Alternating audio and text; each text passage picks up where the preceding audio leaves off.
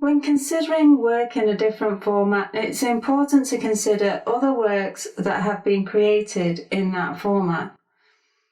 When you look at what already exists, you can examine any common ideas of what the compositions should be like.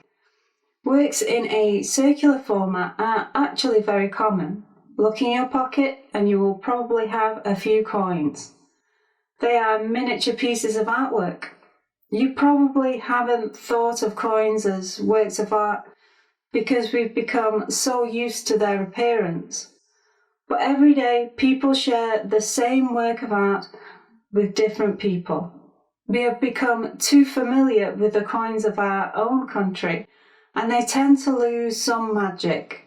But if you travel to a foreign country with a different currency, it's easy to become fascinated by the imagery.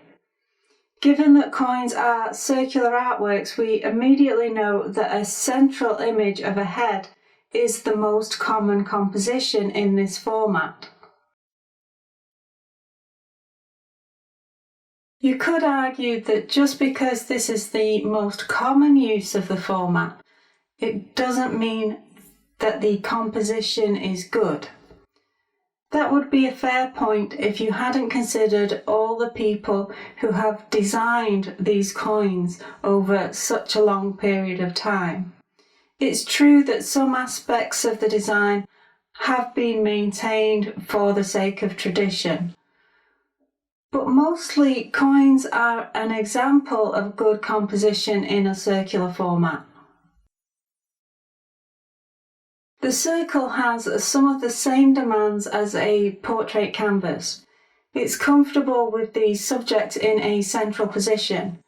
When you look at coins, the face is usually side-facing, and I altered that composition and made my figure look straight at the viewer. We've already looked at the importance of the eyes in the C1 art composition course. Many coins have writing that follows the edge of the circle. This tells us that shapes can follow the edge of the canvas, and that will work. There is a lot to learn from coins, but I didn't want to just copy the composition of a coin. For this image, I felt that having a central face was using the coin's composition to high effect, and I didn't want to go any further.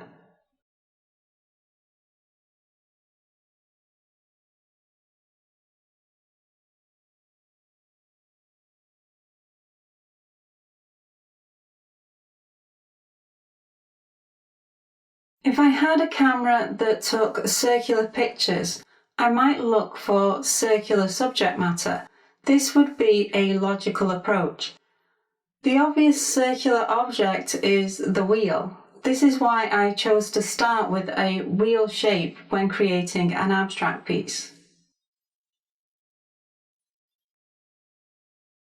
I can hear some of my students saying, "Gina, if you do this, it will mean that you're allowing the format to influence the subject matter that you choose."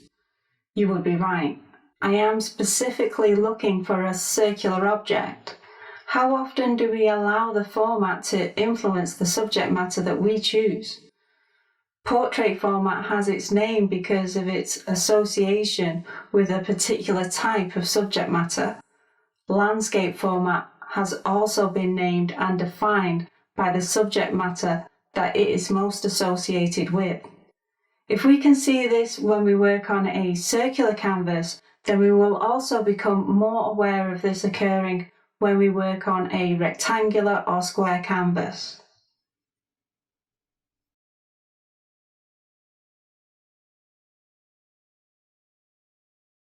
I did choose the wheel, and I feel that if you asked 100 people to name a circular object, over 80 would probably say the wheel. Although I don't feel that the wheel is far removed from my practice. I created this image a while ago, and it includes the wheel in a prominent position.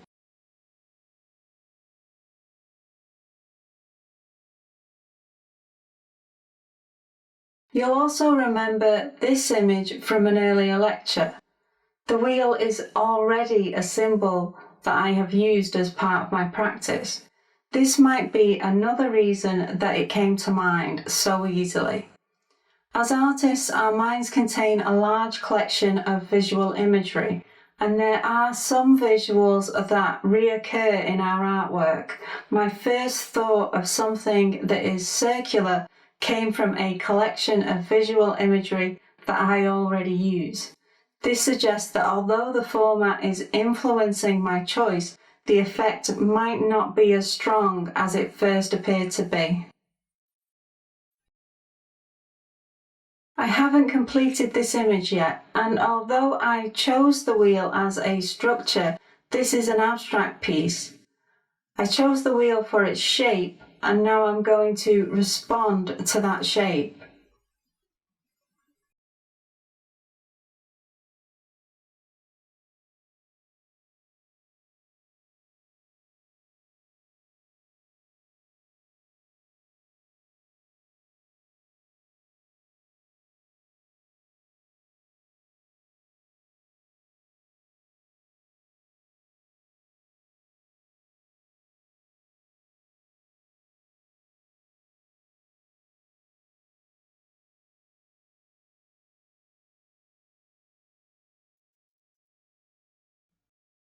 I was left with a circular canvas that has good composition. It hints at the shape of a wheel, but that wheel isn't too defined as a subject. It is a subtle reference in an image that focuses on shape and colour.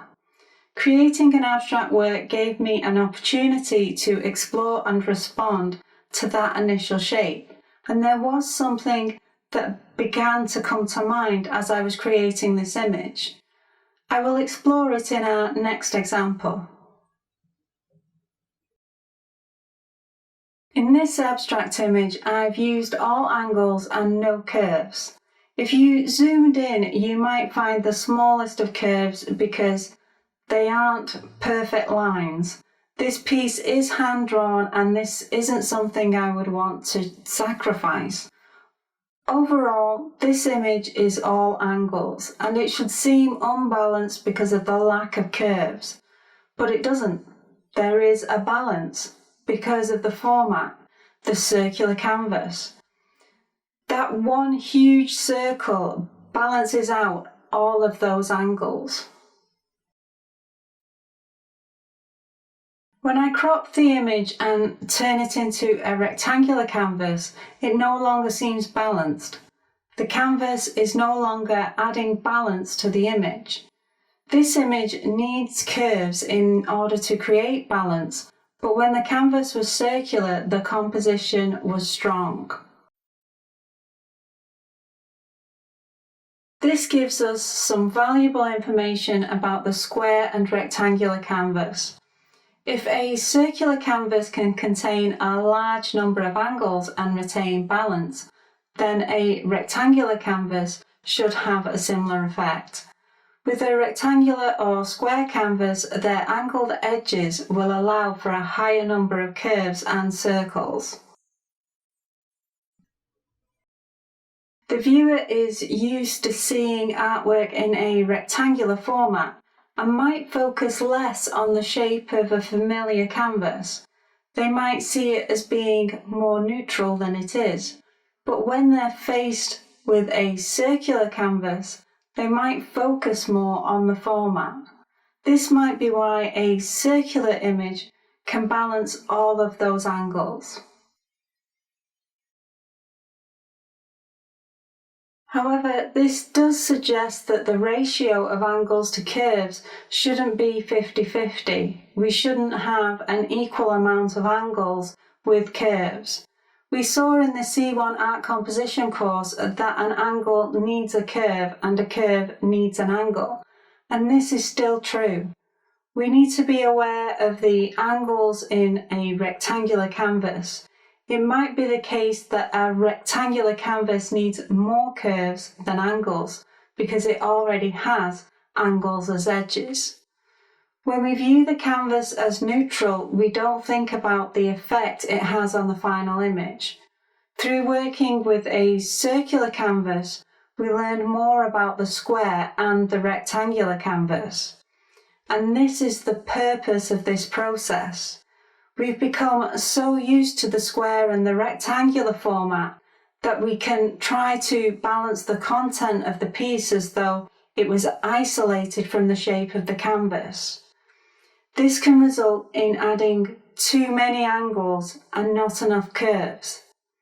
Working in a circular format revealed new insights into working on a rectangular or square canvas.